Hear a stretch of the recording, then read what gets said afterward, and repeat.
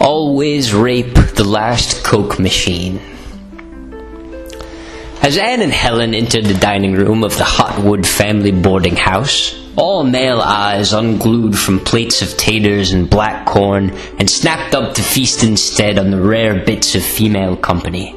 Anne and Helen took their seats near the head of the table, sitting so close together that they might have been conjoined twins from a traveling geek show. Miss Sullivan and her blind and deaf charge pressed close together without shame. Helen Keller's beautiful golden head lolled on her white neck, and her hands lay demurely in Anne's lap where they could flutter and speak to her caretaker. "It is an honor to welcome you ladies to our table tonight," said Mr. Hotwood, a bald and plump man who wore his breeches high up to his belly, making him look like a turnip dipped in grape currant.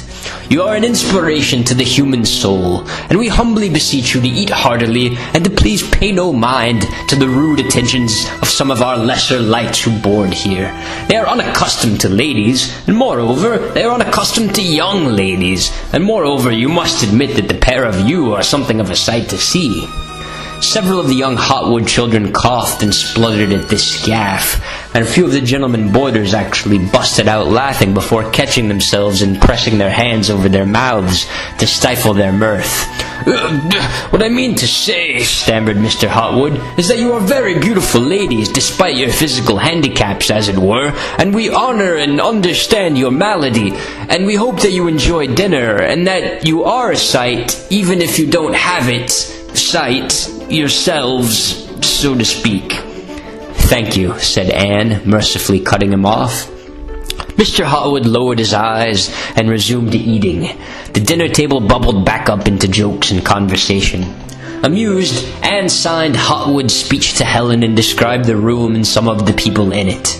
Helen signed back. "Is Mr. Hotwood a good one? He likes me. Is he fresh and lovely?" "No," signed Anne. "He is old and red-faced like a goat." "I like goats," signed Helen, "but you are right that it is not the season. Find us someone young and strong for the night, someone with a hard face." "Yes, ma'am," signed Anne. Anne scanned the table for a likely candidate as she showed Helen where the knife and fork were. Helen began to eat her food, luxuriously licking at each new potato in a way that brought all eyes to her and kept them there. Hot, warm butter melted down her chin, and she wiped her mouth with the back of her sleeve, cooing with delight, forever unaware of the difference between public and private. To her, it was all darkness, punctuated by pleasure. Her bright blue eyes shined and flashed. Even as they were empty of sight, they were full of mischief and intelligence, and more than one man at the table found himself forced to spread his napkin over his lap for other reasons than catching crumbs. Directly across from Anne sat a man with long sideburns, a strong jaw, and long limbs that were covered in soot and grime from a day's work spent at toilsome underground labor in one of the mining camps. Most likely he was an illiterate, but what Anne liked best about him was that he didn't stare only at Helen.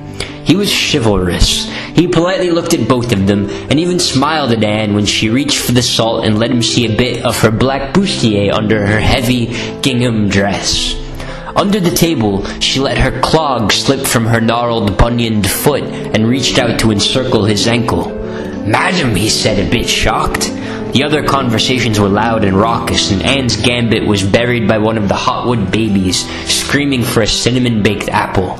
The child had stubbornly refused to eat his carrots, and had now been denied his postprandial treat. "Do we have an understanding?" asked Anne sternly, lifting her thick leg until her foot was buried in the man's crotch.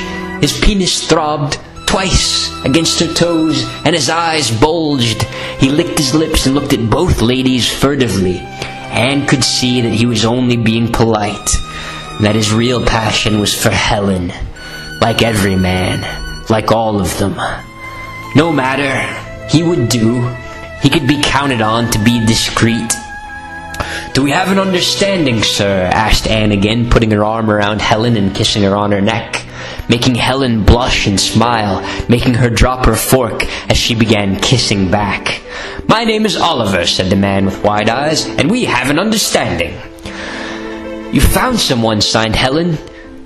"He is tall and strong and thin, and he has black hair," said Anne. "He is young, and he likes you, and he can be circumspect."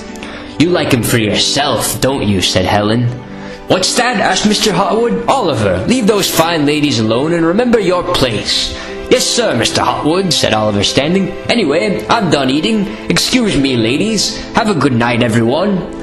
"Good night, Oliver," said one of the older Hotwood daughters, smiling at him toothsomely in a way that made the elder Mr. Hotwood exasperated, cranky, and glad to see him go. Oliver walked stiffly across the dining room and ascended the staircase to the upper dormitory. "How shall we bring it off?" sighed Helen. "We shall have to wait for him to find us," said Anne. "He appears to be resourceful and worldly, a man of experience." "Not too much experience," said Helen. "I like them to be excited." "He will be excited," said Anne. After dinner, Anne and Helen sat for a while with the Hotwood children and listened to them read from the Bible, while Mr. and Mrs. Hotwood looked on with wet eyes and indulgent smiles. And then, saying their goodbyes, Anne and Helen trudged upstairs to their shared room and locked the door. They caressed each other in the gaslight like virtuoso pianists, practicing their scales. Anne helped Helen take off her long dress and began to comb her hair for her. She traced symbols of the tarot on her long, pale back, while Helen hummed and cooed and began to rub Anne's sturdy legs, causing Anne to melt and feel dirty at the same time, the feeling that always brought her back, no matter how many men took her for a motor car ride to some dusty tumulus. Helen leaned in and began kissing Anne on her throat, on her chest, on her thighs. Anne indulged her and stroked her head, looking at the clock and looking at the door. Finally, at 1 a.m, there was a quiet knock. It was a knock so slight and small that you had to be ready and waiting for it to hear it. Or blind. Anne lifted Helen's head out of her streaming crotch and stroked her smooth, trusting face. Helen licked her lips and moaned. A question. "He's here," signed Anne between Helen's breasts. Helen held Anne's hand and then put it in her mouth. "Exactly," signed Anne. Helen arched her back and smiled as Anne pulled her hand away and put on a nightgown. Anne strode across the room and opened the door a crack. Oliver stood there in his spats, loafers, a tall hat, and a cherry-red robe. He looked nervous and was flinging the sash of his robe around as if it were a tail. He smiled when Anne greeted him, looked both ways down the hallway, and tiptoed into the room. He was scrubbed now. His hair was slicked back on his head, his cheeks were shaved clean, and he reeked of lilac water and talcum. "Good evening to you, ladies," said Oliver. "You are as beautiful a pair of ladies as a pair of tits, might I say with a flourish." "Thank you, Mr. Oliver," said Anne Sullivan. "Kindly remove your clothing, if you will, and leave it in a stack by the door." "He tells you that you are beautiful, Helen," signed Anne, and now he is removing his clothes. "Tell him that I desire his body for its strength and vigor, and that he must be rousing and full of conviction during the business. I will brook no slack. I will tolerate no half measures." "Mr. Oliver," said Anne, "Helen wishes to inform you that she would like to be fucked now, and fucked to completion." "Ah," said Oliver, removing his final sock and then placing his top hat on the pile to crown it. "I'm sure that can be arranged." He walked over to join the two women where they sat on the edge of the bed. Helen was completely naked, taut and velvety and milky white and straining. Her fingers pushed in and out of her glistening mons like a machine built to crush rocks or tunnel through mountains. Anne grabbed Helen's arm and then took her hand and led it to Oliver's prick, which by now was hard and merry, bouncing up and down with the throb of his happy heart. Helen began to stroke him and giggle, and Anne smiled at Oliver apologetically as she helped her with the rhythm and foreskin. "She's such a lovely creature," moaned Oliver. "Such a rose." Helen sat up on her knees and took him in her mouth. With a shudder, Oliver grabbed her shoulders and pushed her back against the bed. After that, the eyes and ears didn't matter so much, and Anne considered herself relieved of her duty. She picked up an improving novel by Mr. Hudson Wellesley from the nightstand and sat down in the rocking chair, skimming the pages, watching Oliver and Helen rut and moan. She rocked back and forth in the chair to the rhythm of their frenzied copulation. "Saint Simon," muttered Oliver, "she's a hellcat without mercy. The physical crisis bubbles up within me no matter how hard I fight it. We've only just begun." "That would never do," said Anne. "You must press on, lest you cause her vexations and conundrums. In many ways she is but a spoiled child. And yet her skill and voluptuousness cannot be denied," said Oliver. "Help me, Miss Sullivan. Distract me from the beauty and tendrils of this wild vampire, lest I conclude our adventure prematurely." "What would you have me do?" asked Anne, putting her novel aside and letting her gown fall ever so slightly open. "She cannot hear us," said Oliver. "Let us converse on sundry topics. Are you familiar with the problems facing the modern-day coal miner and the way in which labor seeks to organize itself around common interests?" "I fear that I am not informed so, Mr. Oliver," said Anne. "Then God, let us discuss such things," he said with true agony. And yet he continued to perform against the insatiable Helen with the utmost steadiness and vigor. Both Oliver and Anne could tell that progress was being made toward Helen's own satisfaction. "Why, there is no end to the hardship facing labor in this country," said Oliver. "We are beset on all sides by the oppression of capital and government. We have no aid, no recourse, no sense of binding brotherhood." Helen began to moan and shriek, and Oliver stuck his fingers in her mouth. The bucking grew wilder. Helen locked her legs around Oliver and dug deep into his back. With her nails, she gripped his body like a hand on an udder and milked him while laughing and biting the fingers trying to stifle her.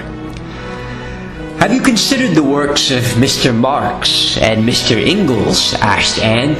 "Oh, I'm not much of a reader," said Oliver. "I'm more of a discourser and a wag. I do belong to a book-lending club for aspiring gentlemen, although I must confess that I often send the selections back with nary a page turned down." "Perhaps the solution to the labor crisis is armed revolution," said Anne. "But that would never do," said Oliver. "We'd be massacred." "Then perhaps the solution is targeted crimes that at least let your masters know that you are more powerful than they would like you to believe," said Anne. "Kidnappings, assassinations, arson. We must scare them, you say," said Oliver.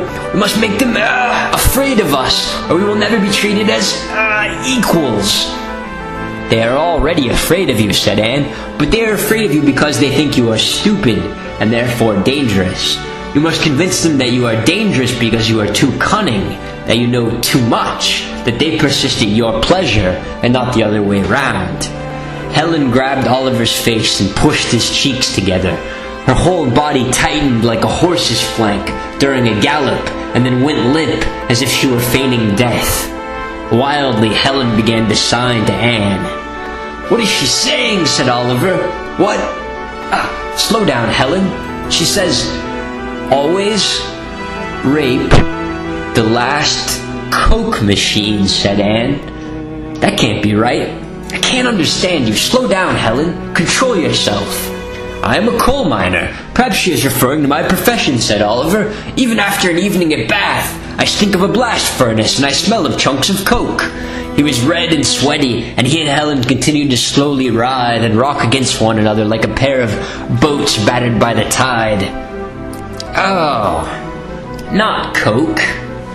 Cock. Oh, I see," said Anne. "That makes much more sense." "What?" shouted Oliver, his red face straining and twitching as if he had swallowed a mug of boiling water. "Tell me what she means." "She says, in the crudest terms, that she has had one of Mr. Freud's orgasms," said Anne. "She wishes you to know that you are very satisfying as a lover of women, and that your penis is quite a well-trained instrument of pleasure." "The Lord's own mercy," shuddered Oliver, pulling out and spraying at Helen with ropes of thick eggshell-colored semen. Helen giggled and clapped. For a while, everything was still and quiet, and the only sound was heavy breathing and the squeak of Anne's rocker. Finally, Oliver stood up and wiped his face with the bedsheet. As Helen began to play catch cradle with the drying spunkum on her chest, Oliver put his clothes back on and looked over at Anne nervously. Would he be expected to service her as well? "I know my lot, Mr. Oliver," said Anne, reading his mind and smiling. "Perhaps some other time." "I have friends," said Oliver, but Anne cut him off. "And I have Helen," said Anne. "Thank you for your help and your sound advice," said Oliver. "Good night to you," said Anne. His apparel hastily donned, Oliver slunk sheepishly out the door and back to his bunk. Anne rocked in her rocking chair, and Helen blew cum bubbles and curled up like a cat in the warm, wet feather bed. In the darkness, the Hotwood children dreamed of steam trains, fancy dress balls, and women who ate potatoes the same way that wolves ate lambs.